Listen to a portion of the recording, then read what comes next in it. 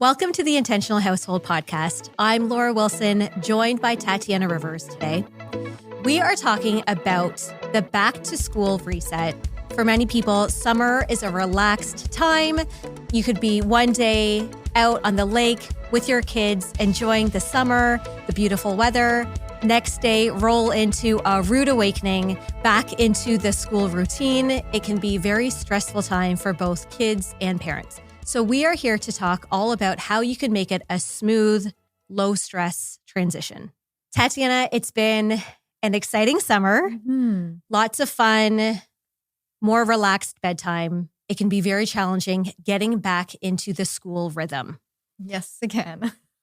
I have made a point to this year make things a little easier and be more intentional about how we start school this year compared to last year's, or compared to past years rather, because we often are returning home from vacation or just being overnight somewhere. And then it's like, okay, quickly get your clothes out. I have to pack a lunch and you guys are off to school the next day.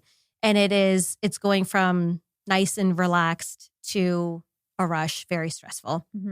So today, let's talk about strategies on how we can make it easier, both for ourselves and our kids. Yes, I think one of the challenges right there is it happens right after a long weekend, the last long weekend of the summer.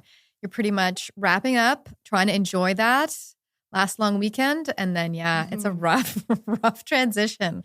Very hard to avoid, but I think there are ways to make it a little bit easier. Yeah. Instead of having that quick overnight turnover, it's gradually working our way into the reset so that we're talking about it, first of all, because we don't talk about it in our household. No.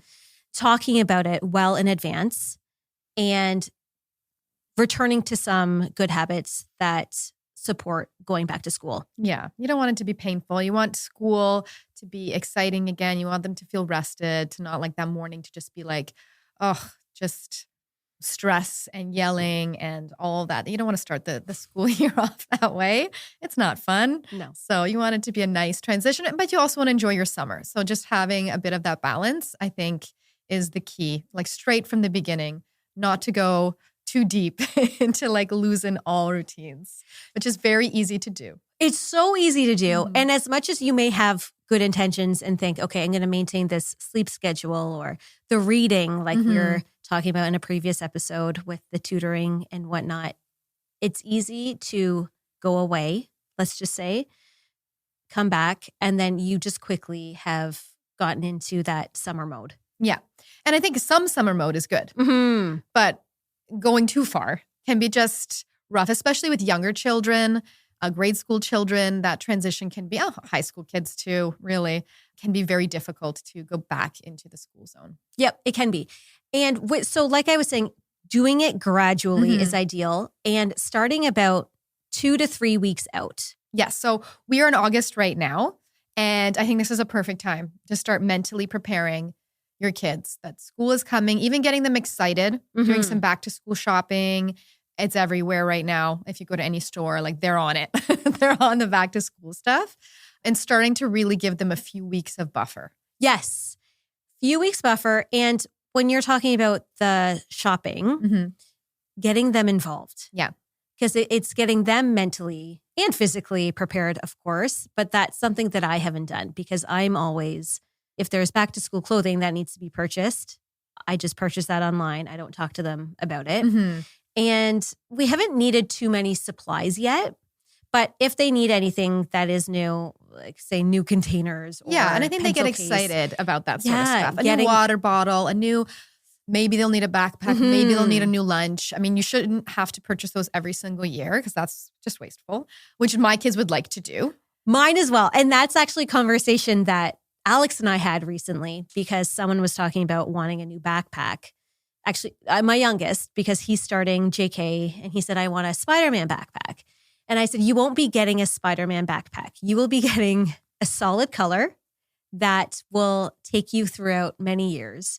If you look at your sister and brother's backpacks, they don't have anything that they may get sick of after a year. And so, ideally, if you're choosing your items, you do want to be conscious, eco-friendly. Definitely. There's a compromise you could give him though. So they have those like keychains. And you can put like a little Spider-Man keychain, or give him a little Spider-Man patch he can remove. That's or even a Spider-Man pencil case. Yes. Spider-Man pencils. The patches. Be like, not full backpack, but we're gonna go with a Spider-Man theme. And so you get what he wants, but you're also practical, because it really is silly to have to buy you have a perfectly good backpack and you're buying a new one. We actually did this last year for my son, or the kids. We gave them the choice. We do chore money. They can purchase their own backpacks, or if they choose to keep their backpack, they actually get a little bit of like money back or whatever. And so obviously my daughters went for new backpacks, and my son was like, I'll take the money. Yeah. I'll take the money, and I'm perfectly fine with my backpack. Oh, that's such a great It just system. helped them think instead of just being like, yeah, new, sure. Like just no thought really into just like, sure, I'll take something shiny and new. And they're seeing it in all the stores. But just kind of giving them a little bit of like, do you really need this? Yeah. Is this a need for you? Well, exactly. Because the week before they were using that perfectly fine backpack for camp. Yeah. I mean, of course, if it's got like stains and all of that, like I think one of my daughters has to go. She left some food in there and it's gross now. So new backpack for her. But getting them excited about gearing up is a great way to start that transition to like remember school. Remember you're starting this in like 2 or 3 weeks. So that's, getting them excited about it. Cleaning out any supplies they may have from home. Like we have this like school supply area, just like craft stuff that's like usually right now a disaster. Yes.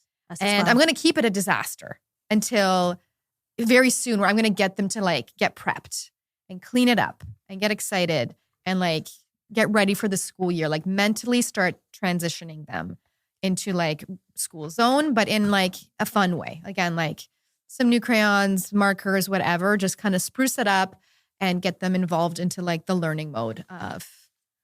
It's like a back to school cleaning, like a spring cleaning. Exactly that. Yeah. Like right now, crafts are all over the place. We're going to clean it up, make it look nice and fresh, and like start the school year off in a good frame of mind. That's a great point. And just make them involved. Like, I'm not going to just clean it up. No way. You know what I mean? They've got to be involved. Yes. And because it is their belongings. Yeah. And so teaching them to take care of their belongings. And I do think they have ownership of that. And like kind of like, again, gets them excited about all the fun things that they're going to do. And they start to talk about it. Like, oh, I need this for this. And all of those things. So they start, getting out of total summer mode and remembering that school is coming. And so with that is also a good sleep routine. Huge. Everything almost. Yes. More important than like the backpacks and everything is actually the sleep, because that really does go out the window with like the sun out till like 9 o'clock, school bedtimes. Like our kids that are in grade school, their bedtimes usually during the school year start around 7:30 when we're like getting down into bed. And right now we're having dinner at that time, and like, or still playing at that time. So that can be a really big adjustment. If you like go all of a sudden, like out of nowhere, you're going to bed at like 10 o'clock and then tonight you're going to bed at 7:30. I know. You wouldn't be able to sleep. Yeah. So you do have to ease that one in, and you can't do that in one night. No, you can't. Yeah. So even if you're switching it half an hour at a time to slowly make your way to your bedtime, that's a great time to do it slowly. And you and like your partner need to be aligned on that, and you cannot really budge. You're like, it is really 9:30 tonight. Like everybody's in there. You may not feel tired yet, but we're going to like either read books, but we're not leaving this room, and we're starting to decompress in bed. Yes. And kind of like what Stacey had said in the bedtime battle episode is making bedtime a vibe. So if it's still going to be bright out, at least close the blinds, turn off the lights, just set the vibe so that things are quieter, 100%. They're slower, and they can start getting into that mode. Exactly. Reading, like just staying in their room and starting to read and get down to like, this is the bedtime. And that, again, really you're going to need like a good week or two to start really ratcheting that down. So by the long weekend, you really don't want to be like staying up till 10. No. Even with like family, friends, cousins, all of that. And I think all parents would agree that are there, their kids need to get to bed earlier. Do you feel like you're managing your home is harder than managing your job? You're not alone. Many successful professionals struggle with household inefficiencies. At Intentional Household, we address these challenges head on, helping you reclaim your time and energy. Let us help you build a home that supports your goals. Visit intentionalhousehold.com today. You mentioned reading. Mm-hmm. Reading is often something that stops throughout the All summer schoolwork months. stops. And as we learned Yes. from the previous episode, this is something that ideally you want to continue and maintain throughout the summer months, reading. But let's just say you did have a couple weeks where reading has stopped. This is a really great time to get back into it so that it really can set them up for bedtime mode. 100%. All of those things combine. Mm-hmm. Again, if you're going back to school shopping, grab a couple new fresh books, chapter books for an older child, a fun book that a kid can get in primary, can get excited about starting to read. I think that's worth it to start getting that again, back to school. Sleep starts now, but something they can look forward to. And again, starting right now in August is when you need to start doing that. And as you know, one of my favorite things to do is to choose the clothes the night before and lay them out so that they are ready for the kids to put them on the next day right away. And so starting to do that early as well so that they get into the mode of, okay, I'm waking up and I'm getting dressed and ready right away. Yeah. I'm not just taking Lounging my time. in your PJs, Yes. yeah, till like way too long. Mhm. Absolutely. They're just bringing back those routines. And again, you can get some couple back to school items, maybe a new fresh pair of shoes, something that they're excited about. They're going to want to wear in the morning, and they're going to be excited to like jump out. And like, that's something, maybe a little carrot that they can have, but all of the getting back into the regular routines, you need a couple of weeks for that. That part, the back to school clothing though, it always made me laugh because I remember we'd go back to school shopping, buy jeans, maybe a new long sleeve or a sweater kind of thing. It's still summer. And it's still summer. Yeah. And so it was Labor Day, Yes. where I would be swimming in a lake. Mhm. And then the next day, suddenly it's fall and I'm wearing these jeans and a long sleeve and sweating. Yeah.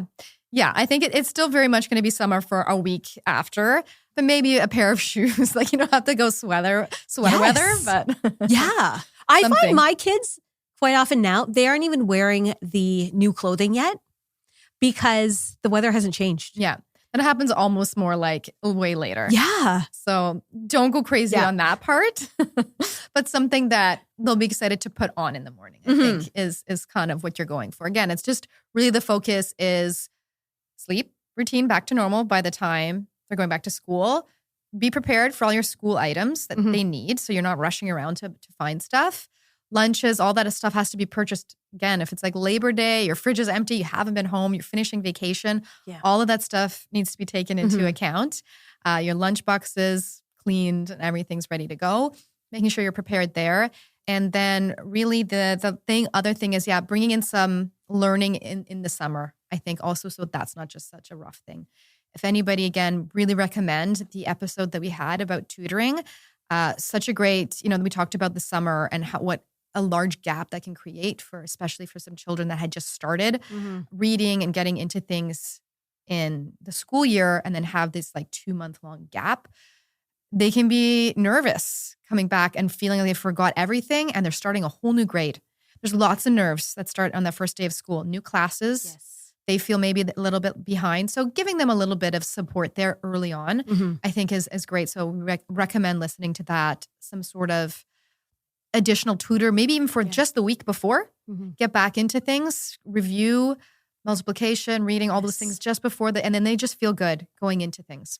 And one thing that is often overlooked is the parents and their schedule. Oh, yeah. We're not on summer break most of the time. Yeah. And so I find we all know that in Canada, September is transition time. Yeah. So really being mindful of your own schedule and maybe not scheduling as much as you normally would, because there may be orientations or there may be things where you need to tend to for school or just being there for that emotional support for your kids. I really respect workplaces like ours that recognize that. When there's parents that are like, this first week of September is going to be rough. Yes. Like, let's move things to the next week. Like, let's all get through this as parents. There's orientations. There's cranky kids. There's all sorts of things that are going to happen that entire first week of September. Mm-hmm. And if you're in that position, don't make meetings for your team then. If you don't have to, just let the parents get through that first week, please.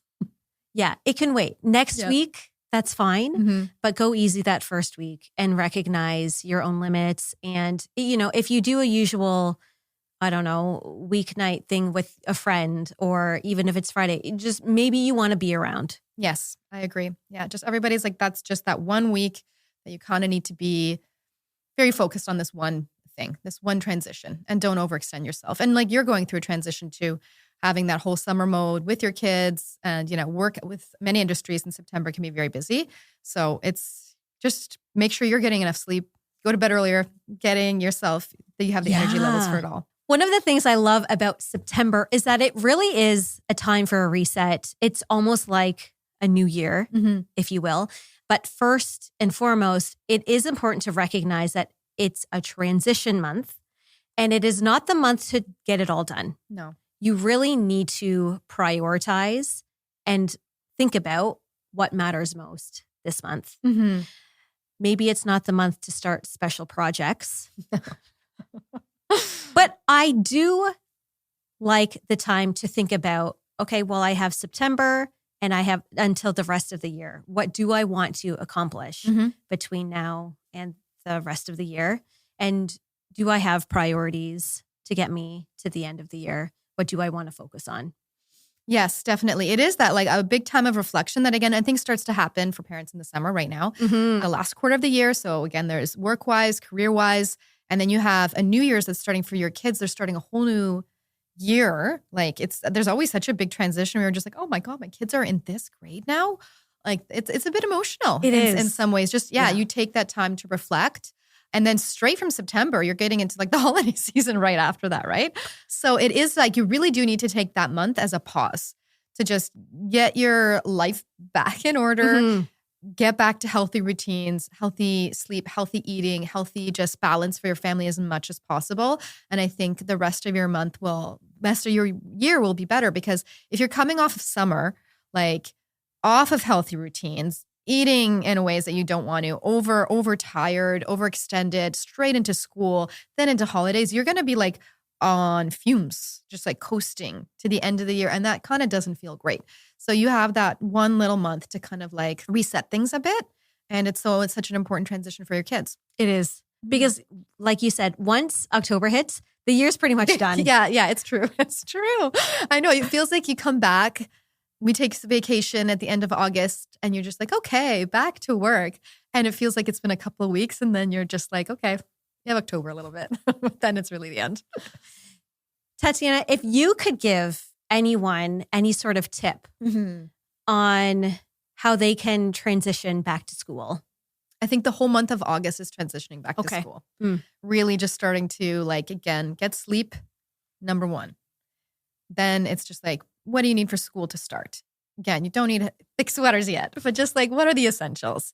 And get your kids excited for that and bring in some learning. I think a bit of that will just really make it a very smooth transition. And then talk to your kids about like, what do we want this school year to be like, getting the whole family involved in that. Like you said, the kind of goal setting for the rest of the year.